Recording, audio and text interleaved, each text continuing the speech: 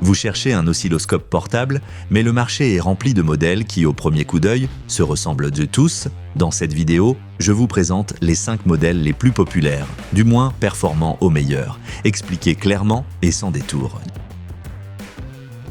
On commence avec le candidat le plus basique de notre liste, le PicTech 1400. Si vous cherchez un appareil d'entrée de gamme à petit prix, capable de couvrir les fonctions essentielles, c'est votre minimum syndical. C'est le modèle le moins puissant de ce comparatif, mais aussi le moins cher. Techniquement, ce modèle est un peu dépassé. Avec seulement 5 MHz de bande passante et une fréquence d'échantillonnage de 100 MHz par seconde, il suffit tout juste pour les signaux basse fréquence, comme les premières expériences électroniques ou le contrôle de tension. Son grand écran est un vrai plus, surtout pour les débutants.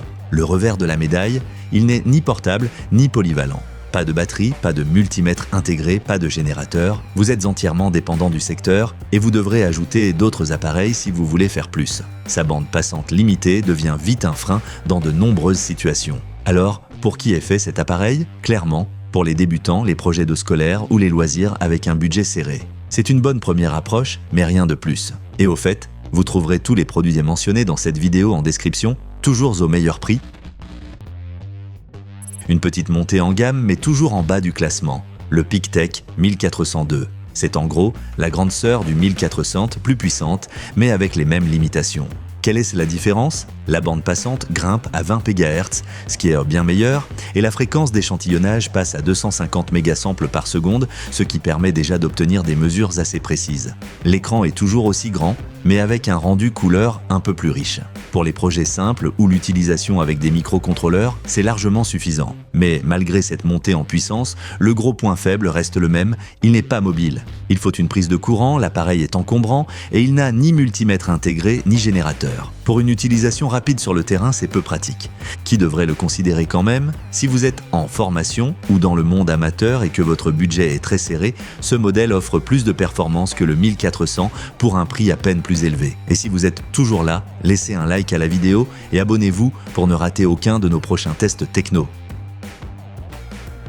Là, ça devient vraiment intéressant. Avec le Owon HDS 242, on entre dans la catégorie des vrais oscilloscopes portables. Cet appareil est extrêmement flexible, parfait pour ceux qui doivent mesurer sur le terrain. Pourquoi ce modèle se démarque-t-il? D'abord, il fonctionne sur batterie. Fini la dépendance à la prise de courant. Ensuite, il intègre un vrai multimètre. Idéal si vous devez vérifier à la fois les signaux, les tensions, les courants ou les résistances. Sa bande passante de 40 MHz et sa fréquence d'échantillonnage de 250 MHz par seconde en font un bon choix technique. Bien sûr, il y a quelques compromis. La mémoire est plus faible que sur les modèles précédents, l'écran est plus petit et il n'y a pas de générateur de fonction intégré. Il montre ses limites avec les signaux complexes ou en usage prolongé en laboratoire. Pour qui est-il idéal? Les techniciens itinérants, les réparateurs sur site, les makers en déplacement ou tous ceux qui veulent de la flexibilité sans sacrifier la performance. Niveau prix, c'est du milieu de gamme, mais en termes de fonctionnalité, il est clairement au-dessus de la moyenne.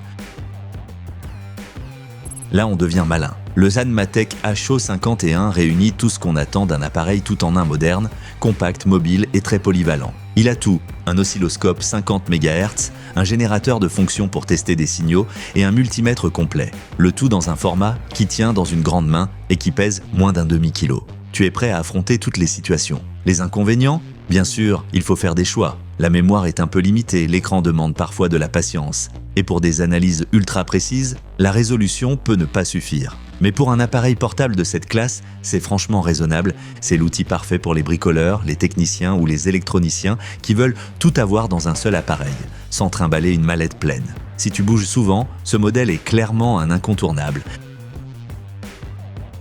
Et maintenant, le haut de gamme de notre comparatif. Le Zanmatech 2102S bat tous les autres modèles en termes de puissance pure. Si tu veux le maximum de performance, c'est celui-là qu'il te faut. Avec 110 MHz de bande passante et 500 mégasamples par seconde, tu peux analyser des signaux rapides et complexes sans problème. Le générateur intégré permet de tester facilement tes circuits. Et le grand écran rend l'analyse visuelle très confortable. Le point faible? La portabilité. Sans batterie, tu es lié à une prise secteur et son poids d'1 kg n'aide pas. Il n'a pas non plus de multimètre, il faudra un deuxième appareil pour ça. Malgré cela, Si tu travailles en laboratoire, en formation avancée ou dans le monde pro et que tu veux une qualité de signal sans compromis, c'est l'appareil qu'il te faut. Performance top, équipement solide, rapport qualité, prise honnête.